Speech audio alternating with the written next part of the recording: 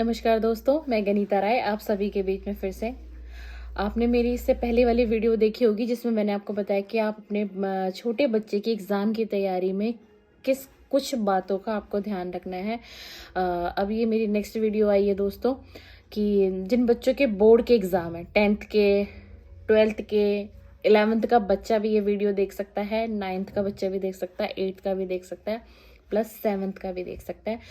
ये पेरेंट्स भी देख सकते हैं और मैं विशेष निवेदन करूंगी कि आप सभी मेरी वीडियो तो देखेंगे, आप अपने घर में अपने बच्चों को भी ये वाली वीडियो मेरी प्लीज़ वॉच कराइएगा, प्लीज़ दिखाइएगा। इससे आपको भी हेल्प होगी और आपके बच्चों को भी हेल्प होगी जो एग्ज़ाम हो रहे हैं या होने वाले हैं, बोर्ड के एग्ज़ाम होने वाले हैं, उसकी तैयारी कुछ किस तरीके से आपका बच्चा करेगा। और आप भी इस वीडियो को समझेंगे तो आप भी अपने बच्चे की हेल्प कर सकते हैं पेरेंट्स के नाते। तो समझिए मेरी इस वीडियो को दोस्तों। जैसे 10th के बोर्ड एग्ज़ाम और 12th के बोर्ड एग्ज़ाम, 11th और 9th का बाकी का जो एग्ज़ाम है, तो सबसे पहले स्टडी का सबसे बेस्ट तरीका क्या है इस समय में आपके बच्चे के लिए, एक स्टूडेंट के लिए, कि जो हम कहते हैं ना कि 4 बजे सुबह प्रातःकाल 4 बजे का जो समय होता है वो ब्रह्म मुहूर्त का समय होता है। ब्रह्म मुहूर्त का समय कुछ ईश्वर से भी कनेक्ट होता है। पूरा यूनिवर्स और पूरा ब्रह्मांड की जो एनर्जी होती है 4 बजे की, वो एनर्जी बहुत बहुत डिफरेंट होती है, क्योंकि उस एनर्जी में क्या होता है कि वो 4 बजे का जो वातावरण होता है, जो एटमॉस्फेयर होता है ना, बिल्कुल शांत लेवल पे होता है। एक पॉजिटिव एनर्जी उस समय में वर्क कर रही होती है। आप लोगों ने सुना होगा कि हमारे पेरेंट्स भी प्राचीन काल के समय में, पहले के समय में कहते थे ना कि जब एग्ज़ाम हमारे नियर आते थे, जैसे हमारे 10th के एग्ज़ाम, 12th के एग्ज़ाम जब होते थे तो 4 बजे हमें उठाया जाता था। जैसे कि मेरी मदर बिल्कुल 4 बजे बिल्कुल वो तो बिना अलार्म के ही उठती थी और वो उठा देती थी कि चलो उठो और फ्रेश हो जाओ, मुंह वगैरह धो, क्लीन करो और अपना पढ़ाई के लिए बैठ जाओ। ऐसा होता था बिल्कुल। आजकल थोड़ा क्या है कि आजकल थोड़ा सा चेंज आ गया एटमॉस्फेयर में, बहुत कुछ आजकल के पेरेंट्स की थोड़ी सी मतलब थॉट अलग हो गई है। क्योंकि थोड़ा सा हमें जैसे ऐसा फील होता है कि हमने तो बहुत अच्छा ट्यूशन टीचर लगा रखा है, मेरा बच्चा हर हर क्लास वाइज आप उसको बैच करवा रहे हैं, हर क्लास वाइज आपने टीचर कर रखा है, सोशल का अलग कर रखा है, मैथ्स का अलग कर रखा है, इंग्लिश का अलग कर रखा है। जैसे पर सब्जेक्ट होता है, आपने एक घंटे की आपका बच्चा टीच कर रहा है, स्टडी कर रहा है, पर सब्जेक्ट आपने जो है ट्यूशन टीचर रखा हुआ है, चाहे वो घर में आके बच्चे को पढ़ा रहा है, चाहे बच्चा कोचिंग सेंटर जा रहा है। तो अब क्या आजकल के पेरेंट्स के माइंड में थोड़ा ये आ गया कि हाँ इस तरीके से भी ठीक है। लेकिन अगर आप अपने बच्चे को अगर ये कहते हैं, ये समझाते हैं कि बेटा जो आप दिन भर की पढ़ाई कर रहे हैं, चाहे आप स्कूल से कर रहे हैं, चाहे आप कॉलेज से कर रहे हैं, चाहे आप कोचिंग से ले रहे हैं, चाहे जो ट्यूशन टीचर हमारे घर में आके विजिट करके आपको दे रहे हैं, लेकिन बेटा अगर आप एक मॉर्निंग का टाइम एक ऐसा प्रोसेस कर लेंगे ना, तो यार 4 बजे उठने का, अगर 4 बजे भी नहीं उठ पा रहा आपका बच्चा या कोई स्टूडेंट 4 बजे भी नहीं उठ पा रहा, तो मैं कहती हूँ 5 बजे पढ़ाई का जो सबसे अच्छा, स्टडी का स्टूडेंट के लिए जो सबसे अच्छा टाइम होता है वो 4 से लेके 8 बजे का होता है। अगर आप 4 बजे नहीं उठ सकते तो आप 5 बजे से लेके 8 बजे तक में भी वो टाइम बहुत बेस्ट है, बहुत बेस्ट है, वो भी कर सकते हैं। और अगर आपका स्कूल 8 बजे का है, अगर आपका स्कूल 7 बजे का है, तो उससे 1 घंटा पहले आपको ये भी चाहिए कि आपको रेडी भी होना पड़ेगा स्कूल जाने के लिए।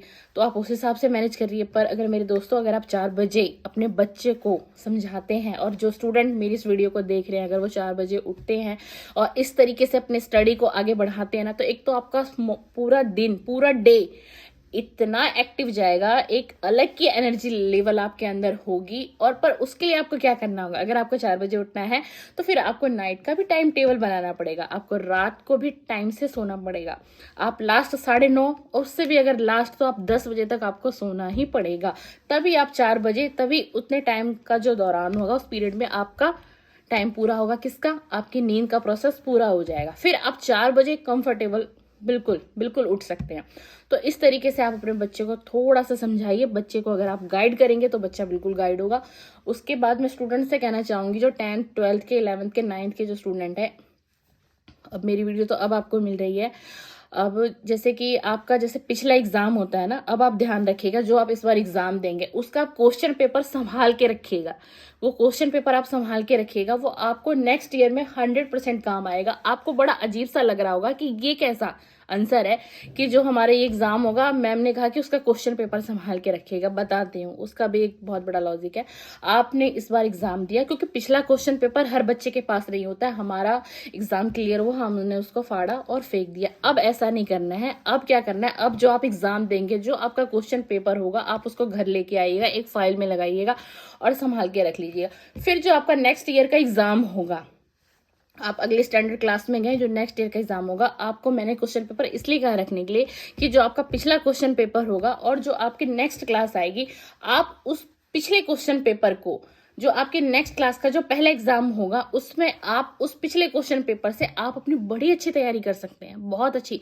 उस क्वेश्चन पेपर से आपको ये आइडिया ये लगेगा इस तरीके से, इस स्टेप से, इस तरीके से मेरे एग्जाम में ये क्वेश्चन पुट आउट हो सकते हैं और मुझे इनको क्लियर करना है।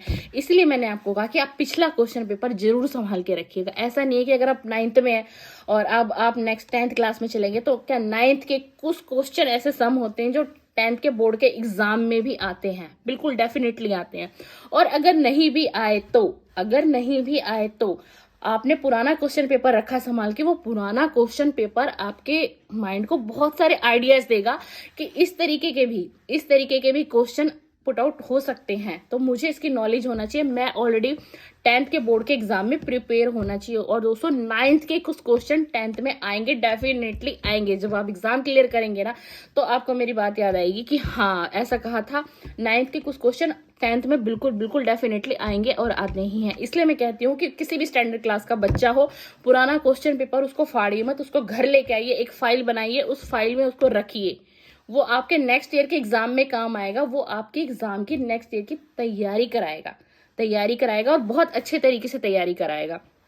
एक तो मैंने आपको सुबह उठने का बता दिया, और ये जरूरी नहीं है कि अगर आप 10, 12, 13, 14 घंटे डायरेक्ट पढ़ ही रहे हैं, पढ़ते ही जा रहे हैं तो आप अच्छा स्टडी कर रहे हैं, या आपका जो ब्रेन है, आपका जो सबकॉन्शियस माइंड है, वो सारी चीजों को सेव कर रहा है, एक मेमोरी में सेव कर रहा है, माइंड में सेव कर रहा है। नहीं, ये पढ़ने का तरीका बिल्कुल गलत, मैं इसको कहती हूँ, ये बिल्कुल गलत है।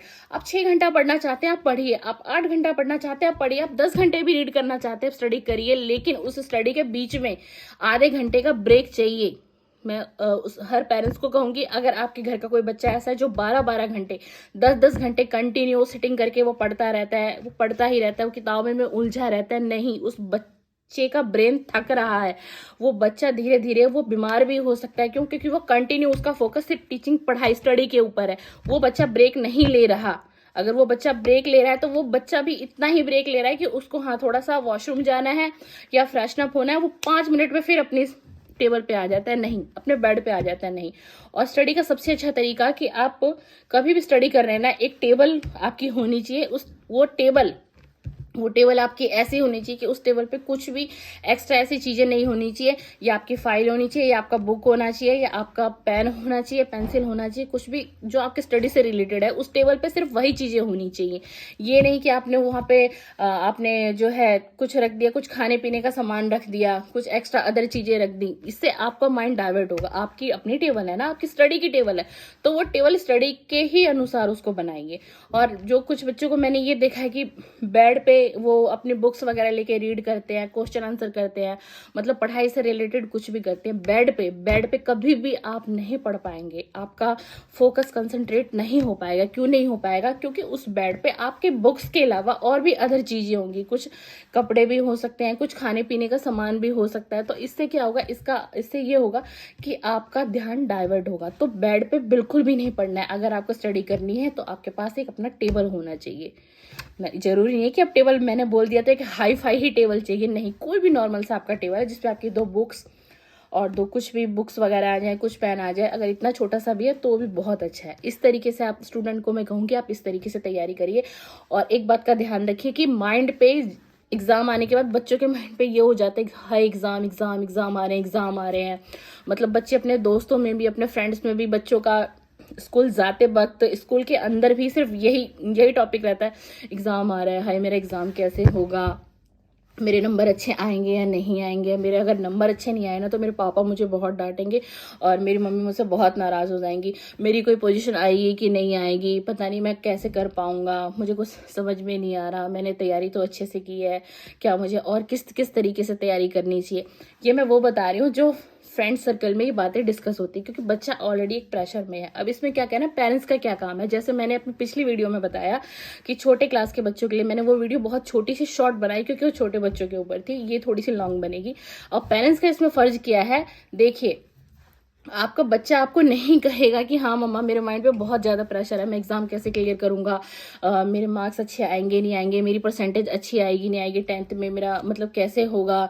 या कोई बच्चा 12th का है तो वो सोचेगा मेरे एग्ज़ाम कैसे आएंगे, मुझे कैसा कॉलेज मिलेगा, मेरा कैसे एडमिशन होगा, अगर मेरे मार्क्स अच्छे नहीं आए तो मैं तो बहुत परेशान हो जाऊँगा। और आप लोग भी परेशान नहीं, वहाँ आप का बच्चा तो ऑलरेडी नेगेटिव है। अब अगर आपने उसमें ऐसा कर दिया कि तुमने साल भर तो पढ़ाई की नहीं, अब तुम्हें याद आ रहा है कि अब मेरे मार्क्स कैसे आएंगे, अब मेरे नंबर कैसे होंगे, अब मेरी पोजीशन क्या आएगी, A grade, B grade, C grade, पता नहीं वो भी आएगी या नहीं आएगी, पहले क्यों नहीं सोचा, अब तुम्हें समझ में आ रहा है। ये काम आपको बिल्कुल नहीं करना है। आपको अपने बच्चे को कहना है कि बेटा आप बहुत अच्छा कर रहे हो, आप बहुत एफर्ट डाला है, मैंने आपको साल भर देखा है, मैंने आपको साल भर देखा कि आप अपने हिसाब से बहुत बेस्ट दे रहे थे, बहुत बेस्ट कर रहे थे। और बेटा आपका एग्जाम भी बहुत अच्छा होगा, बहुत अच्छा एग्जाम आप क्लियर करोगे। आप ऐसे खामखा डर रहे हो, आप बिल्कुल भी मत डरो, आपका एग्जाम भी अच्छा होगा, बहुत अच्छे तरीके से एग्जाम क्लियर करोगे। बस बेटा थोड़ा सा फोकस और कर दो। इसके साथ साथ आप बच्चे को ये समझा दीजिए थोड़ा सा, एक तो आप अपने टीवी के स्क्रीन से, अपने मोबाइल के स्क्रीन से, एक तो अमेजोन का ऐप, कोई गेम, और मतलब जो 2-4 ऐसी चीज़ें होती हैं जो बच्चे मतलब टीवी के स्क्रीन पे देखना पसंद करते हैं। ये एक तो आजकल नेटफ्लिक्स, आई थिंक शायद यही बोलते हैं उसको, हमें तो इतना टाइम मिलता नहीं टीवी देखने के लिए। नेटफ्लिक्स, इसको बच्चों में बहुत ज़्यादा इंटरेस्ट है इस चीज़ का। तो ये चीज़ें बिल्कुल आपके टीवी के स्क्रीन से डिलीट होना चाहिए, आपके फ़ोन के स्क्रीन से डिलीट होना चाहिए, मैं पेरेंट्स को कह रही हूँ। और अगर आपने अपने बच्चे को भी कोई फ़ोन पर्सनली दे रखा है तो ये 3 चीज़ें बिल्कुल अपने बच्चे के फ़ोन से डिलीट करा दीजिए, क्योंकि सिर्फ हमारे पास बचा है 1 महीना और हमें अपने बच्चे की तैयारी करनी है अच्छी, और जिससे कि हमारे बच्चे का कॉन्सेंट्रेट रहे सिर्फ पढ़ाई के ऊपर, सिर्फ पढ़ाई के ऊपर। तो टीवी के स्क्रीन से ये 2-4 ऐप हटा दीजिए। आपका मोबाइल अगर आपका बच्चा यूज करता है वो हटा दीजिए। उसको प्यार से आप जितना हैंडल कर देंगे ना इसे 1 मंथ में, जितना आपका पॉजिटिव सपोर्ट रहेगा अपने बच्चे के लिए, आपका बच्चा उतने ही अच्छे तरीके से एग्जाम को क्लियर करेगा, अच्छे मार्क्स आएंगे, अच्छी परसेंटेज आएगी, और हो सके तो एक अच्छी ग्रेड भी ला सके, कोई पोजीशन भी आ जाए आपके बच्चे की। वो आपके बच्चे के स्टडी के अनुसार है कि उस बच्चे ने साल भर स्टडी कैसे किया। इसी तरीके से पेरेंट्स हैं, टीचर तो करा रहे हैं, ट्यूशन टीचर करा रहे हैं, आपका भी थोड़ा सा फर्ज बनता है। आप अपने बच्चे को बताइए कि बेटा आप कुछ नोट्स बनाइए। 10th 12th का बच्चा है ना, जब हम 10th में थे, 12th में ना, बड़ी अच्छे से हम तैयारी करते थे ना। तो हमारे पास कोई ट्यूशन टीचर होता था, और मदर फादर भी इतने पढ़े लिखे नहीं थे कि वो भी बैठा के 2 घड़ी हमें समझा देते, कुछ करते। लेकिन मदर फादर का सपोर्ट इतना अच्छा और इतना जबरदस्त था। मेरे फादर मदर का इतने पढ़े लिखे भी नहीं थे, लेकिन उनका एक तरीका, एक बैठाने का तरीका अपने पास में, उनको बेशक कुछ नहीं पता चल रहा कि, लेकिन उनको ये तसल्ली रहती थी कि मेरा बच्चा मेरे पास है और मेरा बच्चा पढ़ाई कर रहा है, मैंने अपने बच्चे के साथ इतना टाइम स्पेंड किया। मैं यही आज के पेरेंट्सों को कहना चाहती हूँ कि थोड़ा सा टाइम अपने बच्चों के लिए निकालिए। बहुत जरूरी है मेरे दोस्त, बहुत जरूरी है।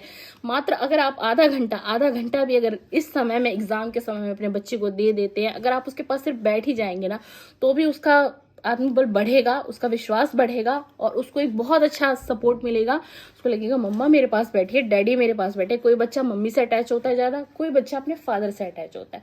वो आपको बताओगा आपके घर का किस तरीके से एटमोसफेयर है। तो इस तरीके से एक अपने बच्चे को गाइड करिए कि बेटा सिर्फ अब 1 मंथ बचा है, अपना छोटा नोट्स बना लो, नोट्स बनाओ आप, और इस तरीके से हर सब्जेक्ट के थोड़े नोट्स बना लो। सोशल से उसका अलग बना लो, हिस्ट्री का अलग बना लो, मैथ्स का अलग बना लो, इंग्लिश का अलग बना लो, साइंस का अलग बना लो। इस तरीके से उसको थोड़ा सा गाइड कर दीजिए, बेटा आप इस जो ये है ना, आपने पूरे साल तो पढ़ाई की है और आपके माइंड में भी है और आपको रीड भी है, आपको ध्यान भी है, चीजें बहुत अच्छी तरीके से। आप छोटे नोट्स बनाइए, उन छोटे नोट्स पे आप प्रिपेयर करिए, उन छोटे नोट्स पे आप डेली स्टडी करिए, उन छोटे नोट्स को आप रिवाइज करते जाइए। आपको सिर्फ ये कहना है कि बेटा आप एक बार अपना पूरा ओल्ड सिलेबस रिवाइज करते चले जाओ, और अगर आप आपको एज ए पेरेंट्स मेरे से कोई हेल्प चाहिए तो मैं भी आपके साथ बैठ जाऊंगी आपके टेबल पे और मैं आपकी हेल्प कराऊंगी। मैं नोट्स बनाने में भी आपकी हेल्प कराऊंगी। अगर आप वर्किंग भी है ना मैम, अगर आप वर्किंग भी है ना, तो आप अपने बच्चे के लिए आधा घंटा जरूर निकाल सकते हैं, 1 घंटा भी जरूर निकाल सकते हैं। और अगर हो संडे का दिन तो दे दीजिए 2-3 घंटे अपने सन या डॉटर को। क्यों? क्योंकि है 10th के बोर्ड के एग्जाम और है 12th के बोर्ड के एग्जाम। ये आपका फर्ज बनता है। मैंने आपको गाइड किया, मैंने आपको तरीका बताया। इस तरीके से आप अपने बच्चे के एग्जाम में हेल्प कर सकते हैं, मेंटली भी, फिजिकली भी, प्रॉपरली, हर वे में आप अपने बच्चे को गाइड कर सकते हैं। तो मुझे लगता है मैंने अपने तरफ से काफ़ी चीज़ें आपको बताई, क्योंकि है 10th और 12th के बोर्ड एग्जाम।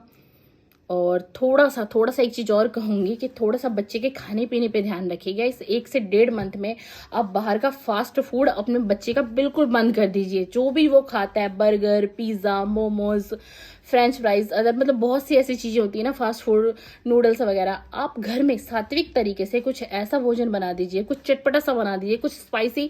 अगर आप वो मैम घर में बना रही है ना, तो आप क्या है कि आप जो बना रही है ना वो पौष्टिक आहार बनाएंगे। आप कुछ इस तरीके से एक लाइट सैंडविच बना दीजिए। वेज सैंडविच बच्चों को बहुत पसंद आता है। अगर आप थोड़ा सा उसको डिलीशियस कर देंगी, थोड़ा चटपटा कर देंगी, तो बच्चा आपका खाएगा, बहुत खुश होके खाएगा। थोड़े से मिल्क शेक बना के दीजिए बच्चे को, स्ट्रॉबेरी बना दीजिए, कभी चॉकलेट शेक बना दीजिए, कभी वनीला बना दीजिए।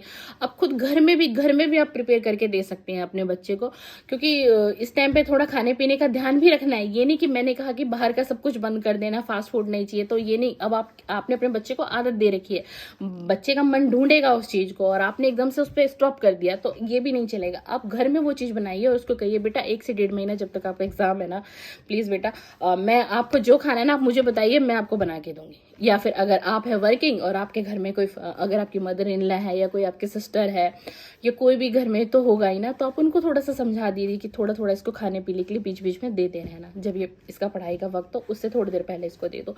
कुछ इस तरीके से सेटअप बनाइए और फिर देखिए कि बच्चा भी खुश और बच्चे के एग्जाम भी अच्छे, बच्चे के मार्क्स भी अच्छे, बच्चे का ग्रेड भी अच्छा आएगा, बच्चा कोई पोजीशन भी ला सकता है। और फिर अगर बच्चा खुश, एग्जाम अच्छा, स्टडी अच्छी और नंबर अच्छे, तो पेरेंट्स भी खुश, आप लोग भी खुश। तो दोस्तों कुछ इस प्रकार थी मेरी वीडियो। मैं उम्मीद करती हूँ आपको मेरी वीडियो पसंद आएगी। तो दोस्तों मेरी वीडियो को लाइक करिए, शेयर करिए और मेरे चैनल को प्लीज़ सब्सक्राइब करिए। बना लीजिए मुझे अपने परिवार का हिस्सा और बन जाइए मेरे परिवार का हिस्सा। थैंक यू सो मच, धन्यवाद।